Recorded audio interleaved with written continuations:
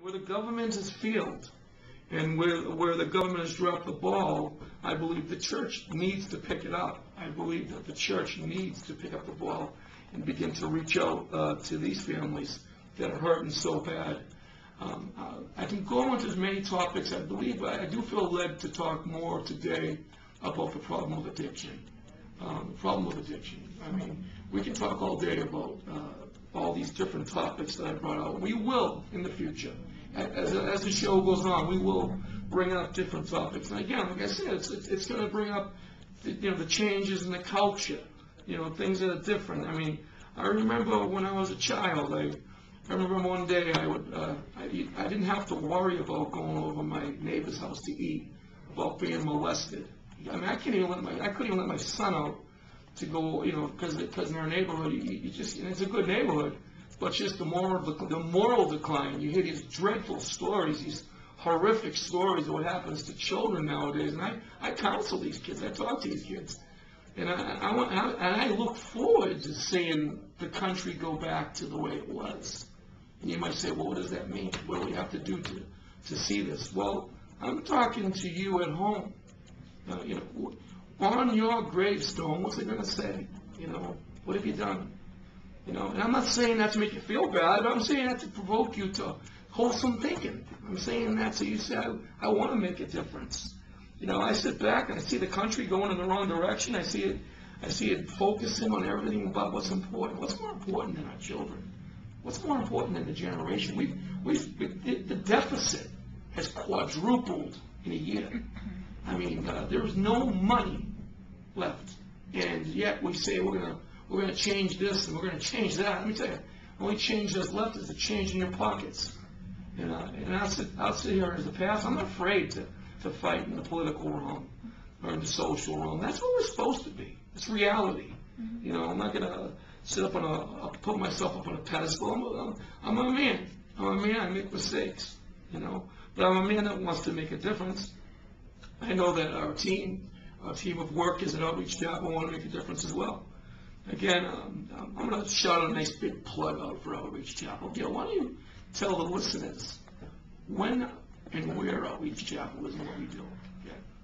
We meet at 90 Chelsea Street in Everett, Massachusetts, every Sunday at 11 a.m. And we are there to basically teach people about Jesus, about the love of Christ, and help to change people's lives one at a time. We're not a very huge effort, but we have a huge cause, and we're a family atmosphere. I could say we're a family atmosphere. Definitely. Anybody that's come to visit us pretty much feels like they're part of our big Irish, Italian, Polish family right away. There's no shortage of good food, good fun, and a good word at the Outreach Chapel, 90 Chelsea Street in Everett, Massachusetts, 11 a.m. every Sunday. Yeah, that's it. And I tell you, I invite every listener to come, because I tell you, you will be blessed. You will leave there feeling 20 feet tall and bulletproof, because you are special. You don't hear that enough. You hear all the bad news. Yeah, you heard me mention a bunch of things at the start of the show. Those are the things that are on my heart that trouble me, but I also know there's a solution to everything. I know that we are not beyond help, and I understand that in this day and age, like I said, we'll focus on addiction for right now, because we can go off on the tangent. I'm going to throw my notes away for a minute, because I can go off on 100 different areas. But the problem of addiction alone, we've seen over 30 young men and women die right on the North Shore of Massachusetts from Oxycontin overdoses. You don't hear that enough. You don't hear anything about it? You don't hear it at all. I mean, how many debates have you seen on TV in the last 10 years that even mentioned drug addiction? It's got a stigma attached to it. And I say, you know what? It's time for you, teacher. Time for you, pastor. It's time for you, governor. It's time for the leadership to say, you know what, we're not going to ignore the fact that we're losing an entire generation, and we've already lost. You can't build any more prisons. We can't make any more detoxes. You got to acknowledge it and say, why are kids killing themselves? Why are adults killing themselves with drugs and alcohol. And the reason is that they feel an emptiness within them. The family is falling apart. There's so many single mothers out there that are doing their best, and the father's raps and shame on any man who has a child and leaves that child behind. And I sit back and say, I love my son. I would do anything for my son. And yet we see so many young boys and young girls that have no father. And these are areas that really strike my heart.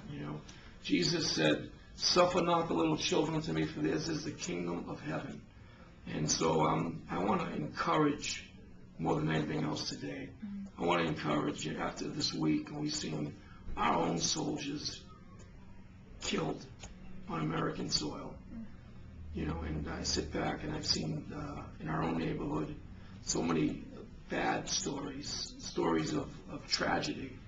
I want to tell you a good story. I want to tell you a story about a young man who grew up in Everett, Massachusetts, and found himself, went to a good school, had a good family, and that man was me. And now all of a sudden I'm a pastor. How'd that happen? Well, by all statistics, I should be a drug addict still. You get taught, once an addict, always an addict. Well, for 12 years, I've been living my life for God. Faith in God has cured me. And whether you agree or disagree, I know the truth. Jesus said, "You shall know the truth, and the truth shall" what? Set you free. That's right. And we know the truth sets us free. And it's unfortunate today that when we see such devastation occurring within our very own country, and we see how far we've swayed from going in the right direction, you say, well, what is the solution? The solution is children need to be taught about God. How's that? Did I just simplify it? I think I did. I think I made it simple, but it's also very true. It is the truth. Jesus said, "I am the way, the truth, and the life. No man comes to the Father except through me." Now, why is teaching that to children, how has that become a bad thing? How has that become something where all of a sudden Christians are known as being these judgmental whatevers? If you don't know me, then you get no right to judge me. I got no right to judge you. I'm not sitting there casting and putting anybody in hell.